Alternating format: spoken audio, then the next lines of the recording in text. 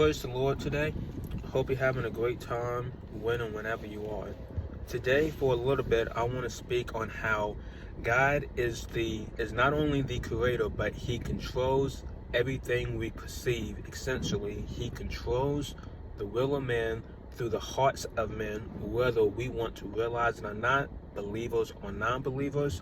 I want to speak specifically on how God will use what tugs on our hearts, whether we are serving Him or not, to ultimately achieve His will, ultimately achieve His glory, and what He thinks is best to happen in any given situation. So, for today's reading, I want to go to Proverbs chapter 21 and verse 1. Proverbs 21 and verse 1 reads, "The king's heart is in the hand of the Lord, as the rivers of water. He turneth it whithersoever He will." We know that this verse is telling us is that whatsoever rulers, whether they're Christian or the spiritual wickedness in high places, God is the one who sets the kings up and takes the kings down.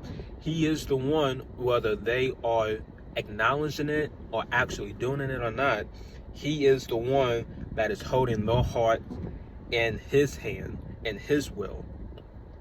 A perfect example we can read in the Bible is from 1 Samuel chapter 23.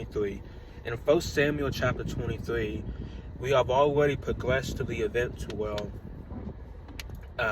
Saul has hatred and jealousness towards David in his heart, and Jonathan has already made it clear to David that, yeah, my father wants to kill you, my father wants to smite you off the face of the earth. David finally believes it, and he is going away, running away in fear, essentially.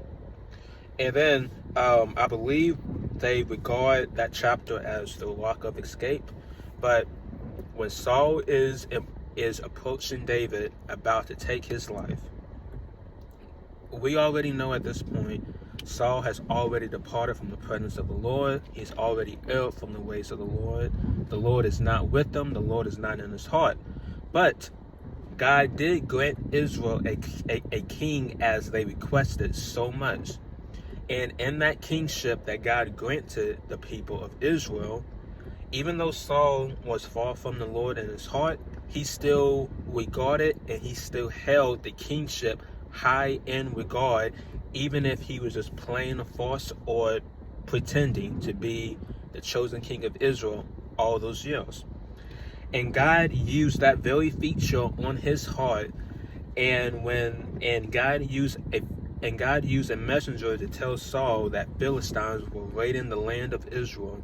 God used that tug on his heart to make Saul not only back off, but to completely abandon the pursuit of wanting to kill David out of whatever he was feeling or thinking towards David. God used that specifically to achieve His will, to save David for a later time, as we read through the scriptures, as we read through Psalms, Proverbs, and other chapters. And I also want to say that God still uses that today in all of our lives. He will,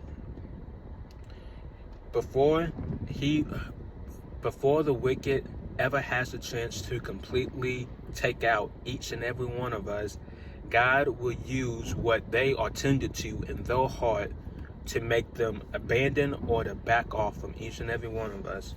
Thank you for your time today. Have a great day.